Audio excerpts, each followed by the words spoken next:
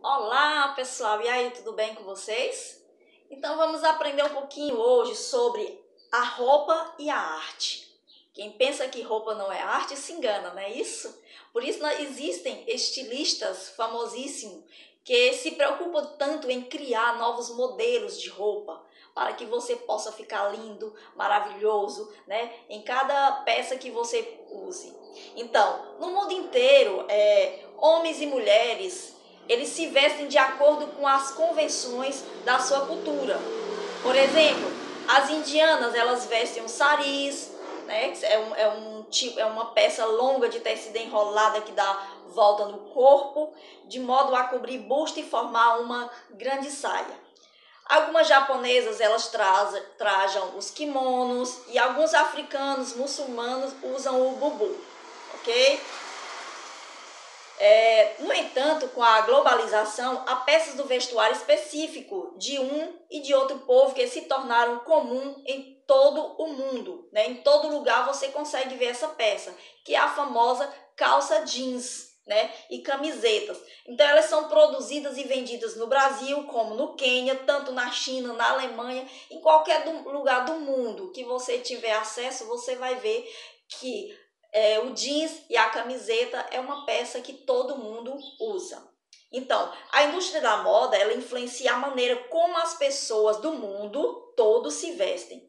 Ano a ano, estilistas e empresas criam tendências para estimular a compra de seus produtos. Ou seja, quanto mais ousados, quanto mais diferenciado, mais aumenta a venda. Então, como a moda aposta naquilo que é passageiro, há quem a veja como algo desimportante, apenas um reflexo do consumismo. Ou seja, você sabe que a moda ela vem e vai, né? Por exemplo, teve algum tempo da história da humanidade que era comum e era moda homens e mulheres usar um tipo de calça chamado calça boca de sino, que a perna começava estreita e alargava embaixo, na base.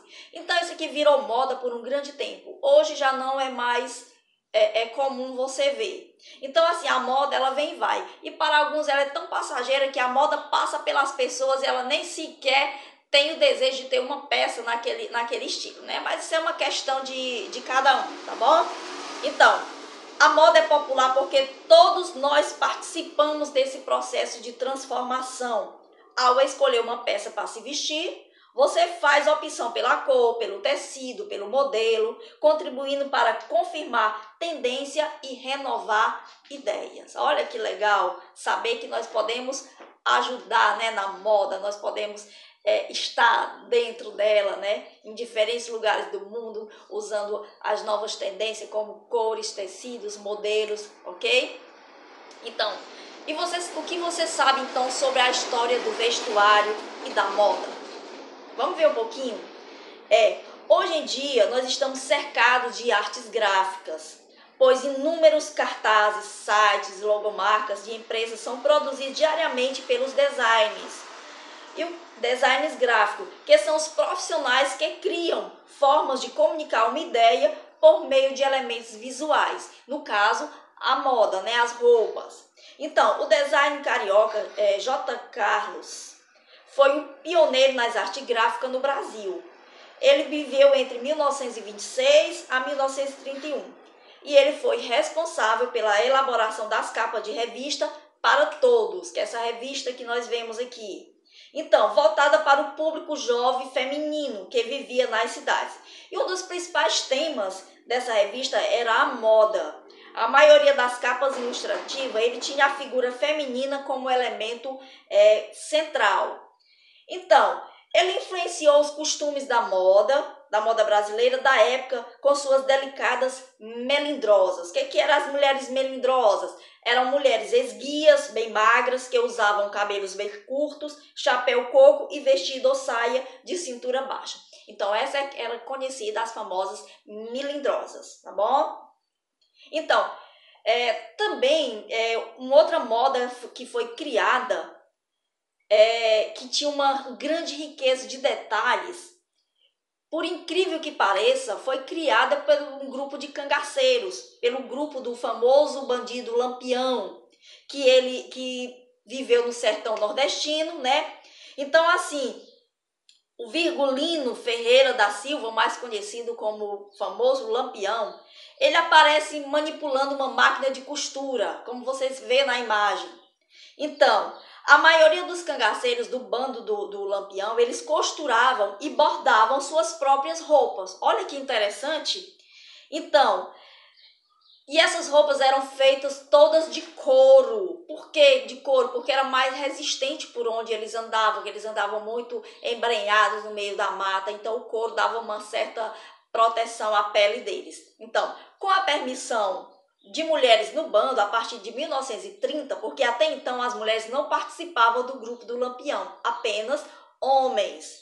Então, a partir de 1930 foi permitido que as mulheres participassem. Então, os cangaceiros, a partir daí, eles adotaram novas técnicas, né? Como a de aplicar recorte de couro branco sobre chapéus, bolsas, peitorais e cinturões.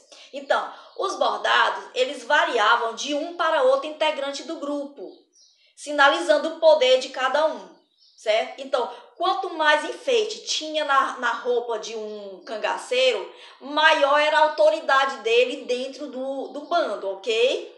Então, é óbvio que o Lampião, sendo chefe, as roupas dele eram mais bordadas, tinha mais adereços, e simbolizando o poderio dele dentro do bando, a sua liderança, ok? Então, além de decorar seus trajes com bordados, os cangaceiros eles também usavam lenços floridos e outros adereços para se enfeitar, como moedas costuradas nas roupas e até anéis. Então vocês vejam que além de bandidos, eles também eram muito vaidosos, né, bom? Então, a cultura popular brasileira e suas técnicas também são fonte de inspiração para estilistas da chamada alta costura. Eu acredito que você já deve ter ouvido falar nessa palavra, alta costura. Então, é o caso da mineira Zuzu Angel, que muitas vezes utilizou tecidos, estampas e temas populares em suas coleções. Então, ela criou uma peça na linha do candomblé, ela usou turbantes, rendas e objetos de prata que representam símbolos da religião afro-brasileira. Em outras ocasiões, ela também utilizou renda renascença feita no nordeste do país e aplicou bordados de papagaios, borboleta e outros animais brasileiros. Zuzu Angel, ela começou a trabalhar como estilista no Rio de Janeiro em 1957 e logo passou a desenhar roupas para a alta sociedade da então capital brasileira e para artistas estrangeiros. Suas criações estiveram em desfile dos Estados Unidos e à venda em lojas de departamentos internacionais. Foi uma das primeiras estilistas brasileiras a produzir roupas prontas para ser vendidas em loja, certo? Porque até então, se você queria vestir uma roupa, você teria que mandar fazer. Não tinha lojas como nós temos hoje, especializadas em roupas masculinas, femininas, infanto-juvenil, né, por idades. Você teria que encomendar com uma costureira ou alfaiate. E hoje nós já temos isso bem mais fácil, né? Você quer uma roupa diferente, uma roupa nova, tá precisando de última hora, você só vai numa loja e aí é só escolher o modelo, a cor, o tecido que você quiser que já vai estar prontinho, tá bom? Então, em 1971, seu filho de 26 anos foi assassinado por agentes da ditadura militar. A partir de então, Zuzu Angel usou o trabalho para expressar sua dor, denunciando a tortura e a morte de presos políticos no Brasil. Viu só, gente, como é a arte? Os artistas que são muito inteligentes, eles usam a arte a seu favor para denunciar algo que esteja acontecendo. Então, quando você vê algo dentro da arte que lhe chama a atenção, ela está ali, não é por acaso, um elemento, uma cor, um risco, uma linha, ela não está ali por acaso, certo? O artista, ele coloca lá como uma mensagem subliminar, como é o caso da Zuzu Angel, que usou as cores, né, e elementos nas suas roupas, nos seus novos modelos para expressar a dor que ela estava sentindo por perder o filho dela e ao mesmo tempo denunciar a tortura e a morte dos presos políticos no Brasil. Ok? Então, dando seguimento, nós temos um sergipano, Arthur Bispo do Rosário, que viveu recluso em um hospital psiquiátrico. Então, esse estilista, ele usou também a moda a seu favor. Como assim?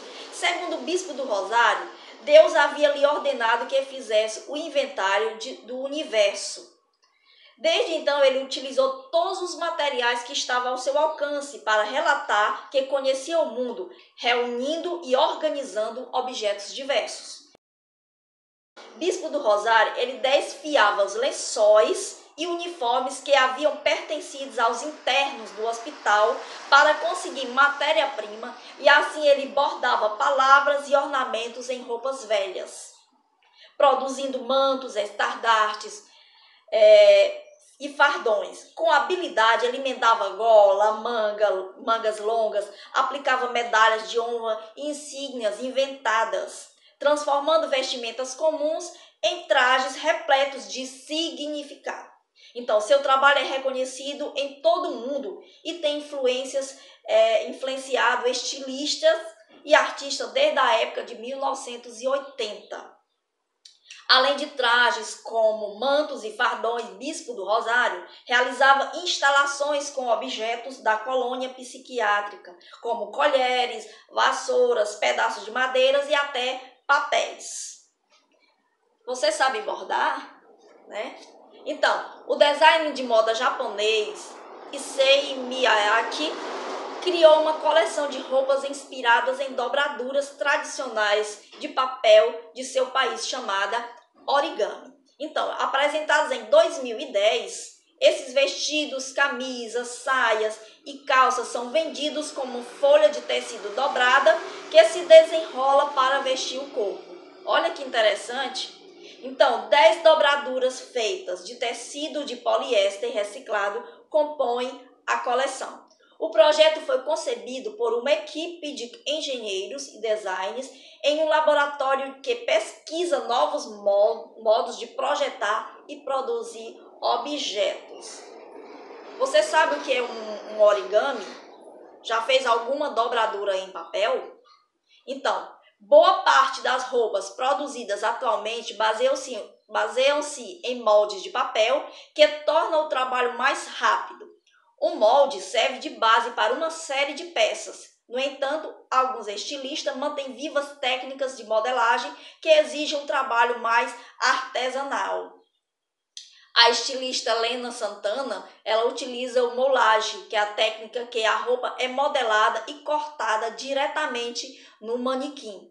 Com isso, é possível avaliar e ajustar o caimento da peça enquanto ela está sendo produzida. Bem interessante, Como os elegantes vestidos floridos da coleção Floração de 2011. Lena nasceu na favela Alto das Pombas, em Salvador, viveu no Rio de Janeiro e estudou design de moda em Londres, capital do Reino Unido. Lá, seu trabalho foi selecionado para receber apoio de um programa governamental que estimula a produção de artesanato. A cultura popular brasileira, especialmente a de origem africana, influencia as estampas, padrões e modelagens criados por Lena. E aí, dando continuidade, nós temos Bianca Shonibari. Nasceu no Reino Unido e foi criada na Nigéria. O artista é conhecido por vestir esculturas humanas em tamanho natural, com tecidos e estampas como os produzidos nos países da África Ocidental. Seus personagens, frequentemente mestiços e sem cabeças, compõem reflexões sobre os efeitos do colonialismo e da globalização dos países em desenvolvimento. A escultura Bailarina com Violino mostra uma moça parda dançando enquanto toca o instrumento mais conhecido da história erudita, que é esta bailarina aqui, ok? Então, o violino, segundo o título da obra, Giselle é uma referência em uma famosa coreografia francesa de balé apresentada pela primeira vez em 1840. Na história dessa peça, uma camponesa pobre se apaixona por um nobre disfarçado de aldeão e se decepciona ao descobrir a verdade. Porque Shonibari vestiu a bailarina dessa forma, né? Você arrisca um motivo para a escultura ter um globo no lugar da cabeça?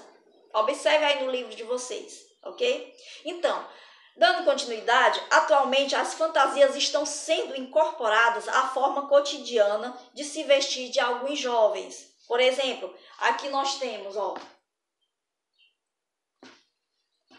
na primeira foto vemos uma garota fantasiada de Hatsune Miku, que é uma cantora virtual criada por sintetizador que aparece na segunda foto. Esses costumes foi adotado por jovens do mundo inteiro e é chamado de cosplay, forma abreviada da expressão inglesa costume play, que significa brincar com fantasia. O cosplay envolve fãs de todo tipo de personagem da cultura pop, desde aqueles que protagonizam filmes norte-americanos de ficção científica, como das séries Guerra nas Estrelas, até os do mangá japonês. Alguns jovens confeccionam suas próprias fantasias, com as quais incorporam seus personagens prediletos em concurso e apresentações. Perguntinha: de que personagem você se vestiria para um encontro como esse? Se você fosse convidado para ter um encontro de cosplay, qual era o personagem que você ia se vestir? Ok? Ficamos por aqui e até a próxima.